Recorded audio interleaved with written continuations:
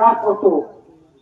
जर तुम्ही तर समजा शाळेत जाता, फोन करून मला सांगता का बाई अमुक अमुक व्यक्ती आलेली आहे, त्याचं तेवढं काम करा, तर अक्षरशः या तहसील कार्यालयामध्ये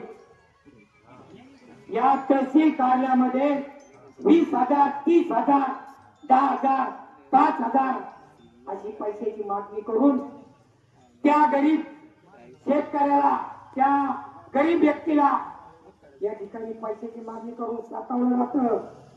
परंतु मित्रांनो, यानंतर लक्षात ठेवा, कोणी जर तुम्हाला पैशाची मागणी केली, आमच्याशी संपर्क साधा. आपल्या गावामधल्या वंचित बहुजन आघाडीच्या कार्यकर्त्याशी, पदाधिकाऱ्याशी संपर्क साधा. कारण सर, याच्या अगोदर अँटी करप्शनच्या घटना घडल्या. तुमच्या माहितीसाठी सांगतो, त्या घटना आम्ही घडवल्या. त्याचे मुख्य सूत्रधार आम्हीच आहे. 1 रुपयाची जरी कोणी लाच मागितली त्याला द्या, ताबडतोब देऊ नका.